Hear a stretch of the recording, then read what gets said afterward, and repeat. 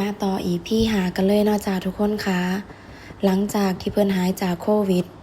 หนูก็เป็นโรคซึมเศร้าอยู่ประมาณเกือบเดือนค่ะพี่น้องคะตอนนั้นหนูทุกข์ใจหนูกลุ้มใจหนูบ่ฮู้ว่าหนูสิไปต่อกับเพิ่นได้หรือเปล่า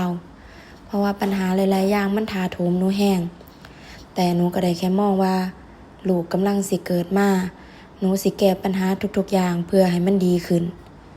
หลังจากนั้นหนูก็ต้องกลับไปเฮ็ดงานคือเก่าทุกคนคะเพิ่นโทรหาหนูบ่ติดคือเก่าเพราะว่าหนูคุยกับลูกค้า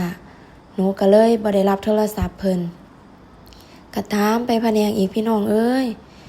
ไปด่าเฮาเป็นหยังคือบ่รับโทรศัพท์จังซั่นจังซี่มึงเป็นอะไรประมาณนี้พี่น้องค่ะมื้อนั่นล่ะค่ะเป็นใบเตือนใบสุดท้ายที่เฮ็ดให้หนูได้ออกจากงานณตอนนั้นหนูก็แฮงทุกข์ใจกว่าเก่าพี่น้องค่ะหนูบ่ฮู้ว่าหนูสิไปทางใดต่อหนูก็เลยว่าหนูสิเลิกกับเพิ่นหนูพอแล้วหนูถึงขีดสูงสุดของหนูแล้วณตอนนั้นหนูก็เลยโทรบอกพี่ชายเพิ่นอยู่นครปฐมมารับว่าให้เพิ่นมารับไปอยู่นำก่อนหนูจังสิกลับไปอยู่อุบลเพราะว่าตอนนั้นหนูกับมีน้องเพิ่งได้2 เดือนกว่าๆเนาะค่ะพี่ชายเพิ่นก็บ่ได้รอช้าเลยค่ะทุกคนค่ะเพิ่นก็ฟ้าวมารับน้องสาวเนาะด้วยความเป็นห่วงของครอบครัวเพิ่นก็ปล่อยให้หนูอยู่กับผู้ชายแบบนี้บ่ได้พวกเจ้าเสื้อบ่เขาบ่ให้ข่อยเข้าคอนโดเขาเลยเขาล็อกไว้เบิดเขาย้านข่อยหนีออกจากเขาพอพี่ชายข่อยมาฮอดข่อยก็พยายามที่จะขึ้นไปเทิงคอนโดก็มีหมู่ผู้หนึงที่เพิ่นไปเป็นหมู่เพิ่นลิโตนข่อยกับลูกข่อยตอนนั้นพี่ชายเพิ่นก็เลยว่าเอาจังซี่เดี๋ยวสิเอาลูกน้องขึ้นไปเป็นหมู่เพื่อให้เป็นความปลอดภัยของน้องสาวและก็หลาน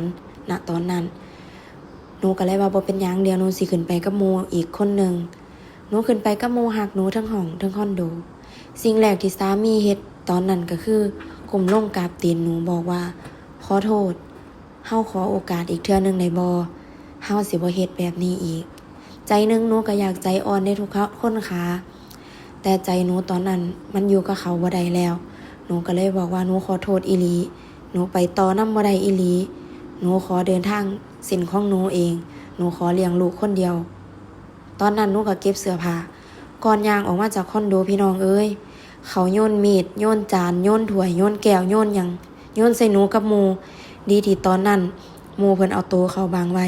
เพราะว่าเพิ่นฮู้ว่าหนูกำลังตั้งครรภ์ได้2 เดือนกว่าๆมันโหดร้ายและก็ท่ารุนกับชีวิตหนูแฮงพี่น้องค่ะตอนนั้น